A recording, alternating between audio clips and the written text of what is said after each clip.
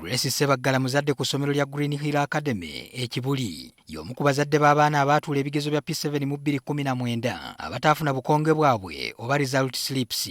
Kati pass slips ezo twazzeeyo ku Green Hill Academy okufuna pass slips z'abaana baffe basobole okuregisteringa for DIT courses, those short courses mu new curriculum.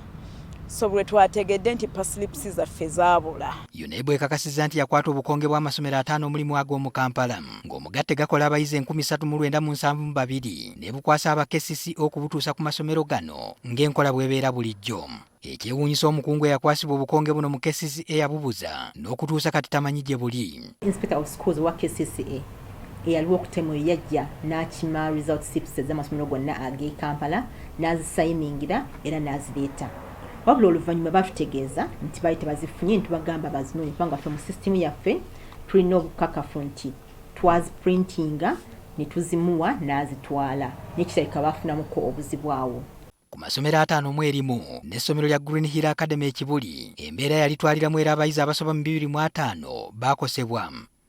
Walisa Ekiringa ye mukulu w'essomero linaagamba bafubye okubanja UNEB ne KCCA obukonge buno nga buteerere. Bawandiikira ebbaluwa okubasaba abazadde tubagambe ki tubategeeze ki ku pass slips zino kubanga ekintu kyabwe bakyetaaga.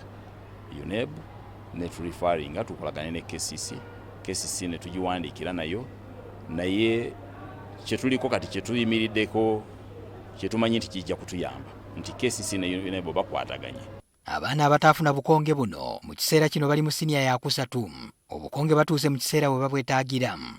Waliwo ebbaluwa ez'ekiseera abazadde ze bafunye okuva mu UNEB okulaga nti abaana baabwe baatuula P7 mu 2019 kyokka nga balina kuzisasulira emitwalo 5 ng'ate si be baabuza obukonge. Essomero likuwa leeta ekuintroducinga nti oyo omwana wuwo, leeta eyo n'ogitwala ku police, then police ate olina ogigamba nti gwabuza pass slips ate nga pass slips tetunazibuzaako. So leeta eyo n'ogenda ku UNEB portal n'ojjuza n'osasulayo emitwalo 5 ne bakuwa 7 working days n'ogenda n'opicking eyo leeta n'ogitwala ku ssomero. Munnamateeka akiikirira abazadde b'oku ssomero lya Green Hill Academy abaakosebwa agamba bawadde UNEB ne KCCA ennaku 14 okufulumiza abaana baabwe obukonge. Zino ziggwako ku nkomerero lya mwezi guno.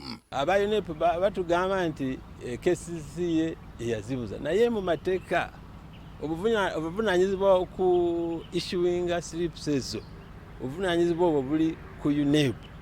So kakati ffe twawandikidde UNEB ebbaluwa okutuwa slips ezo nga tubasaba kutuwa slips ezo mu nnaku 14. Bwe babanga tebasobodde oba nga baganye tujja kubatwala mu kooti. UNEB etegeezezza nti wabaddewo enkalu wakati waayo ne KCCA kwani anaasasulira okuddamu okukuba obukonge buno kyokka kimaze ne kikkaanyizibwako KCCA yakusasula. Ezigenda okuprintinga slips zino era nga ne UNEB ekoze the basic minimum costs. So abazadde tetwagala babayiikirize babadyekedyeke obagamba nti no musasule ssente ez'okuprintinga slips ezo. Aba KCCA beetonze olw'okubuza obukonge. Twagala kukiyita ekigwa kitalaze nti twakigenderera waabamu ensobi naye ensobi eyo tugezaako ogikwataganyisa n'aba UNEB okulaba nti tugonjoola ensonga eyo abaana baffe tebakosebwa mujja kutusonyiwa. Tutegeezeddwa nti buli kakonge KCCA yakukasasulira 2,500 nga bw'okubisa mu bayizi 3,972 bwe bukadde 9,93. Patrick Ssenyondo, NTV Akawungeezi.